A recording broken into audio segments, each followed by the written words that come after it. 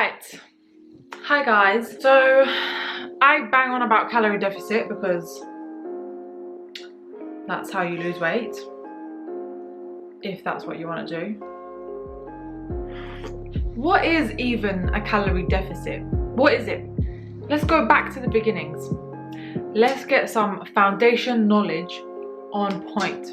Yeah, listen out guys, if you want to lose weight and if you want to know what a calorie deficit is and how you can lose weight, then watch this video, listen to what I'm about to tell you. A calorie deficit is when you burn more calories than you consume. So you have your food, yeah? Food, this is food, yeah? Obviously you know that. It has calories in it, okay? Calories, an energy unit of energy, kcal. When you burn more calories, energy, whatever unit of energy you prefer, kilojoules, kilocalories, I don't care. When you burn more of that than you consume through eating, then you're in a deficit, yeah? So you can think about it like this, yeah? Say if I have £100 in my bank account, if I use less than there is available, then I will save money. So if I use £80 of the £100 that is available to me, then I save £20. Then I can save, yeah? Right, so similar thing with energy balance. If you burn more energy than you consume, eat, then you're gonna lose weight. So what is the confusing part? So we're gonna start off with energy burning. You have two components to burning energy. You have your BMR, yeah, which is your basal metabolic rate, and then you have your energy output, your movements, yeah? So that is what you do during the day, your movement, walking, going to the toilet, eating food, just any kind of movement, exercise, whatever it is, all of that movement is also a part of your output. Okay, so what is your BMR? Basal metabolic rate. Basal metabolic rate is what you burn if you didn't do anything. This is your basic metabolic rate, yeah? This is what you need, the minimum amount of energy that you need to survive and for the processes in your body to function optimally. So this is what you need to survive. This isn't with all the movement, the walking, the fidgeting, the exercising, whatever it is. It's without that. And then you have your movement. You can control that to an extent, yeah? So you can do exercise, you can move more, you can walk more. That will burn more calories during the day, yeah, throughout the entire extent of the day. But even that, you can only control to a certain extent. There's only a maximum amount of calories that you can burn every single day through movement and exercise before you burn yourself out. Trying to control your calorie balance, energy balance through exercising isn't recommended. You've got to exercise, but don't do it for the purpose of trying to burn calories, because you're gonna burn calories anyway. That's gonna happen anyway. You don't need to go out of your way to try and burn calories while you're exercising. That's gonna happen anyway. You just need to focus on your performance, doing the right exercises for your particular goals, and leave the calories out of your brain, yeah? You're gonna burn them anyway. You don't need to think about them. You're gonna burn them anyway, yeah? Think about your performance, think about your exercise, think about how well you're doing it, think about how much more you can push yourself. Don't think about how many calories you're burning, yeah? It's gonna be counterproductive, I promise you. If you think about your performance, your strength, what you're doing, if you're doing the right exercises, that in turn, you will burn more calories while doing that anyway. So you don't need to think about that. So then, you have your energy output, now energy input, yeah? Energy input. That's the food that you're eating, yeah? That is 100% in your control. Yeah? How many calories you eat is in your control, 100%. There are factors that influence your appetite. You might have some hormonal problems, you might have some, you know, it might be time of the month and then you want to eat loads of food, your appetite increases. Whatever it is, you might have hormonal problems, you might be on the pill. A lot of women tell me that because they've gone on the pill, they're more hungry and they've gained a lot of weight.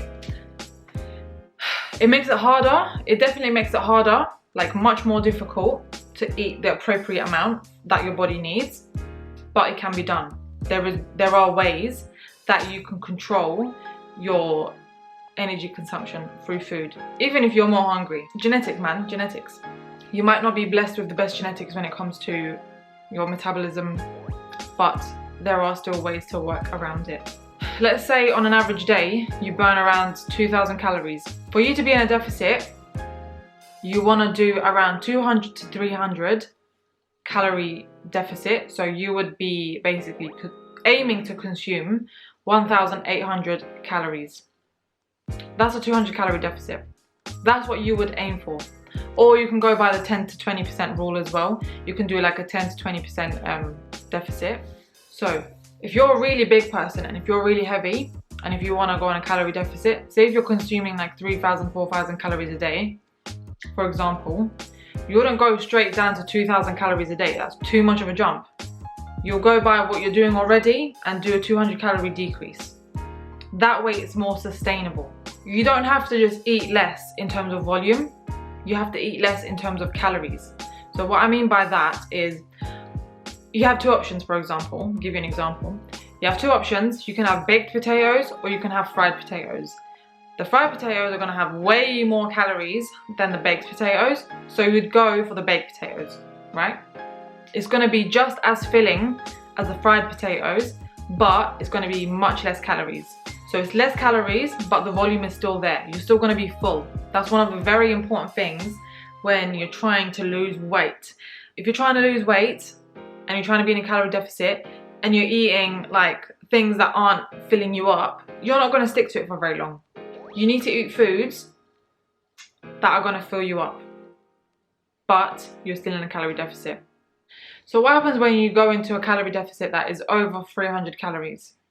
Well, what's going to happen is that you're going to be hungry, probably, most likely, because your stomach is trained to eat a certain amount of food and your body is trained to receive a certain amount of food and energy. So if you go below a certain number when it comes to calorie consumption, you're going to be like, your body's going to be like, what the fuck's going on? Where is the food? Where is the energy? Don't do that to yourself. Don't do that to yourself. Be sensible. Be sensible with what you're eating. Do a 200 calorie deficit. Don't do a 500 calorie deficit. Don't do a 1,000 calorie deficit. Don't do that. Why? Why shouldn't we do that? That will help you lose weight faster, right? No, not really. Because you're not going to be able to stick to it. Mentally and physically, you're not going to be able to stick to it. You're going to be hungry. You're going to be craving. You're going to be craving food. It's not sustainable. And if you can't do it for a long period of time, you're not going to get anywhere. You're not going to get anywhere if you can't keep reproducing the same method every single day. You're not going to get anywhere. You need for it to be sustainable. You need to be able to do it every single day of your life. You need to be able to do this for a long period of time. Because, why a long period of time? You didn't gain the weight in 2 days. You want to get to your goals in a sustainable fashion.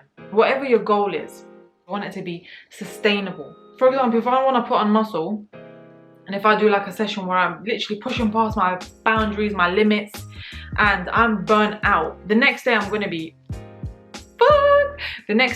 so tired, my nervous system's going to be burnt out, and I'm not going to be able to go in with the same intensity. I'm going to probably need 2 rest days after that. That's not productive. So take it slower. Yeah, don't fall into the fad diets, because you're only going to be able to follow it for 2 weeks and then you're going to fall off of it. And then you're going to eat more calories than you were before.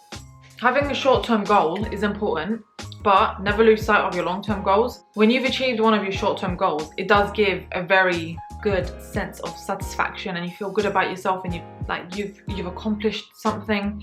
You feel good about yourself, and that's very important because that keeps you going. That keeps you going. But don't lose sight of the long-term goal just because you're trying to pursue the short-term goal. I know the internet tries to tell you that you should be losing like 30 pounds in 1 week, but that's not reality. Get back to reality. When you're trying to lose weight, be patient with yourself. Nothing happens overnight. You've just got to consistently and constantly do the thing, do the thing, do the thing. Even when you don't feel like it, even when you feel like you're not getting enough results, it's fine, just stick to it, just stick to it. It's a marathon, not a sprint. It's not even just about weight loss, you know, it's about everything in life. When you have a goal and you want to pursue it, it never happens overnight. It's just a constant, you know, determination, will, effort towards that thing. Some days is going to be bad, some days is going to be good, but constant, consistent effort is what is important. We started off with calorie deficit and then we just went off on tangent, but this is just how it goes.